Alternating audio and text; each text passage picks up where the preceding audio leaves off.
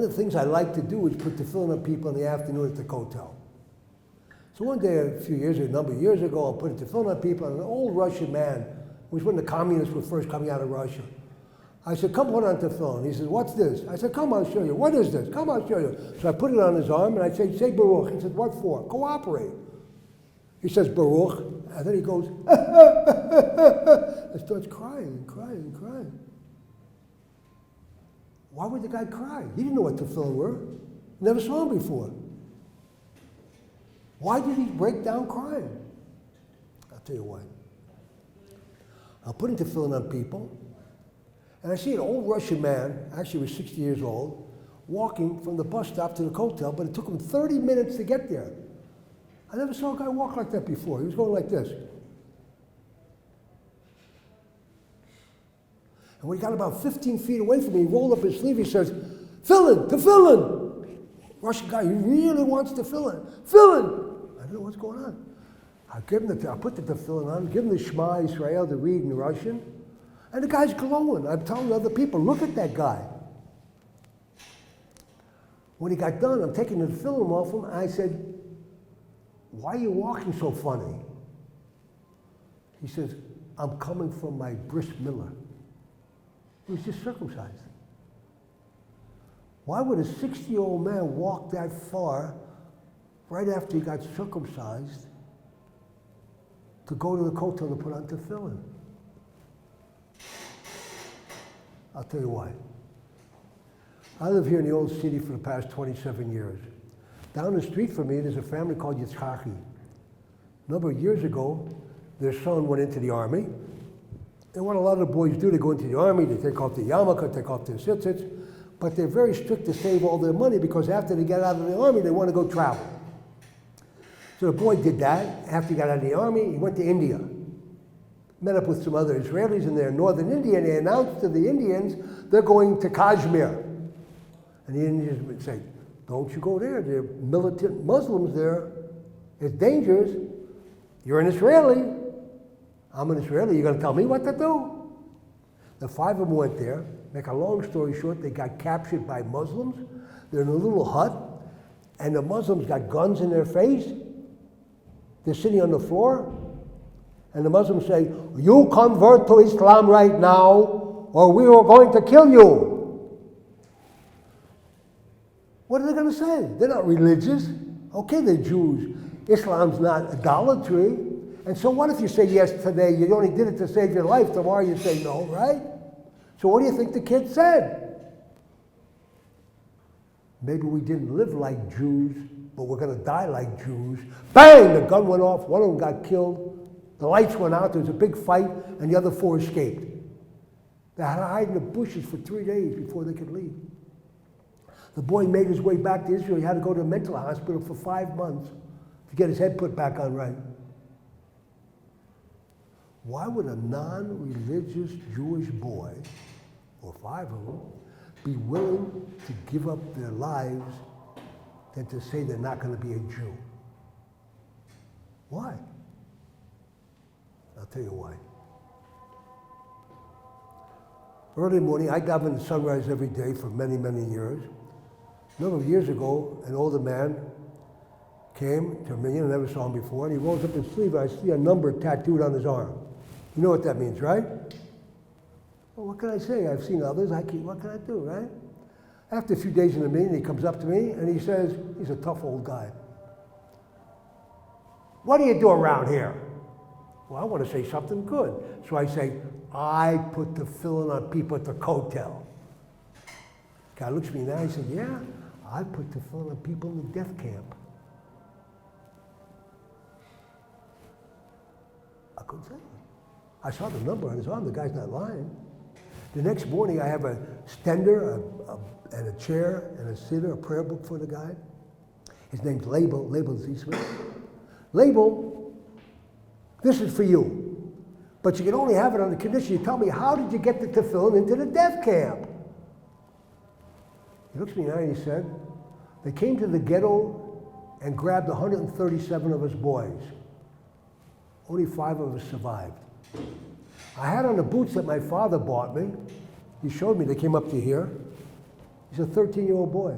He was 13 years old. I saw him coming. I put my tefillin in one boot and my siddur in the other boot. They grabbed us and put us into a cattle car and drove us to the death camp. He said the death camp was not very far from the ghetto. They opened the sides of the cattle car and started pushing them out into the oven. The little boys, 137 boys, started crying. They said, Label, what should we do? He said, I'll tell you what we're going to do. We're going to stand in rows 5 across, and we're going to march into the oven and sing Ani Ma'amin. I believe in God. And all the little boys stood in rows 5 across and started marching into the oven. In your face, Nazi. Ani Ma'amin, I believe. The guards became so confused. They said, stop that, the papers aren't right. What's going on here? Go take a shower instead. He said they made them take off all their clothes, empty their shoes and boots. They only took their belts and their empty shoes and go take a shower. After the shower, they came back. He was wearing those Nazi Yamak Shemo pajamas. And he passed the pile of their clothes. He saw his tefillin there and his siddur. He's a bar mitzvah boy. He loves his tefillin. But there's a guard standing there in front of him with a rifle in his hand, with a gun. What can a little boy do? Label says, okay, I did something for you, now you do something for me. Anything you want, you saved our life. When I make the sign, make a fight and scream and holler and don't stop. Now! And all the little boys started fighting and screaming and fighting and screaming. And the guards came over trying to break him up, and in the confusion he ran over and he grabbed the tefillin and put it in his boot, and his siddur he put it in the other boot. They took him and they pushed him into a barracks.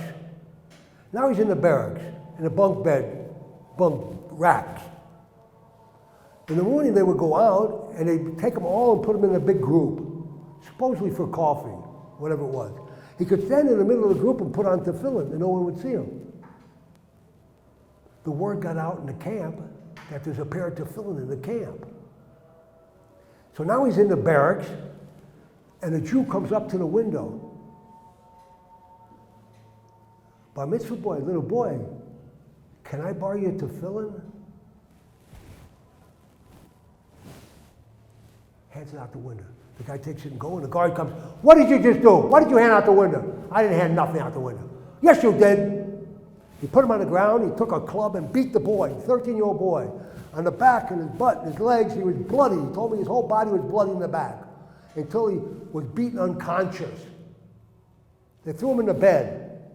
He woke up whenever he did. A few days later, he could walk. And a guy comes up to the window and says, Label, can I borrow your tefillin? Well, what's he going to do? If he gets caught, he's going to be beaten to death. He's a 13-year-old boy. There's a Nazi with a club.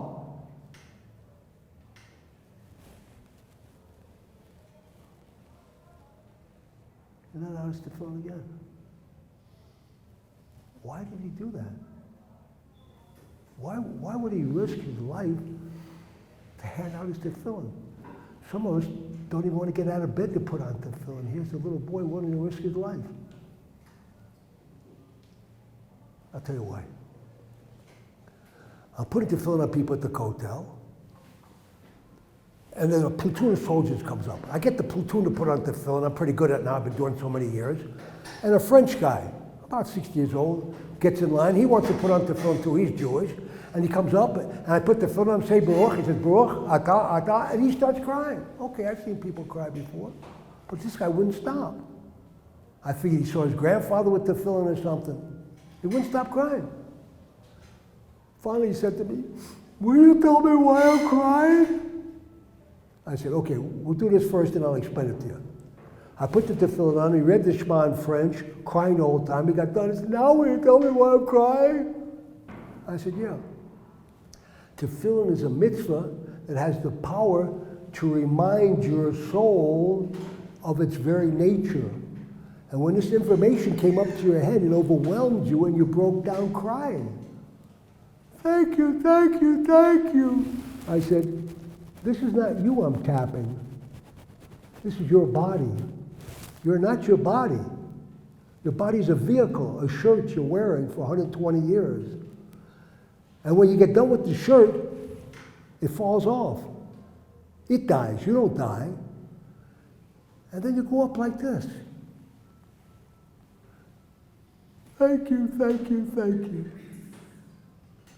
Now here's the real question. You guys are nice Jewish boys, you study Torah, you put on tefillin, you keep Shabbos, you do all the mitzvahs.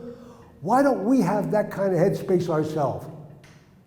How many of us would be willing to get killed to say we're not a Jew? Or to be beaten to death to lend our tefillin to somebody? What can we do to grow in our spiritual awareness? You hear the question? Okay, there's 3 things I can tell you to do. Number 1, everything has a body and everything has a soul. If you could get a good enough microscope and look at a rock, you'd see molecules moving all over. There's life even in a rock. Yesh nefesh l'kol davar. You understand? A mitzvah has a body and a soul. The Torah has a body and a soul. If you just do the body of the mitzvah and the body of the Torah, you will reap the physical benefits of Torah. You'll have a good life. You'll have a good family. Your children will be Jews. Your grandchildren will be Jews. But you're not necessarily going to have any spiritual awareness unless you try to find the spiritual aspect of the mitzvahs in Torah. So for instance, what's the blessing you say on tefillin? Earlier in the blessing.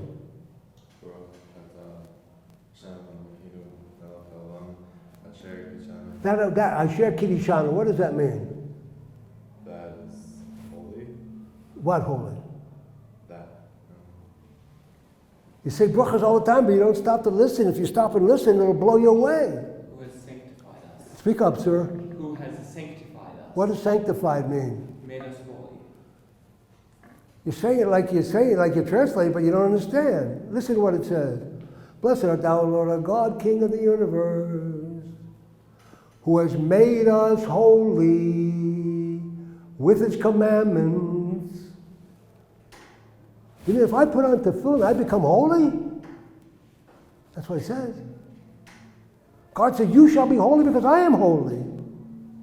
God wants us to become holy so we can appreciate his holiness. And when you fulfill a mitzvah, if you stop and think you're becoming holy, then you don't do it like, wow, what an opportunity. You have to search for the spiritual perspective in the Torah mitzvahs. Number 2, anytime you want to pick yourself up, guaranteed, go pick up somebody else. Go help another person. Try to bring another Jew to a mitzvah with love, and he'll get high, but you'll get even higher. Number 3, and maybe most important, when you do a mitzvah, you have to be happy. Sounds like a small thing, but it's not. The Torah tells us that there were 98 curses that came to the Jewish people. Remember reading them? 98 curses in the Bible. And then it says, all these curses came upon you because you didn't serve God with joy. They were serving, but they weren't happy. Don't do that one. Look for the spiritual benefit of the mitzvah. Help your fellow Jew come to Torah and mitzvahs, and be happy when you do a mitzvah. If you will do those things, you will be a happy camper. You'll live a happy life. You'll fulfill your purpose in being here. And what is the sign of somebody who's spiritually successful? A person who's physically successful counts his success by what he's gotten. Every day he'll add up what he got today. A person who is spiritually successful will count his successes not by what he's been able to get, but by what he's been able to give. And your whole life turns around. They say a successful person, when he dies, has a smile on his face. I did what I was supposed to do while I'm here. Let's see what's going to come next.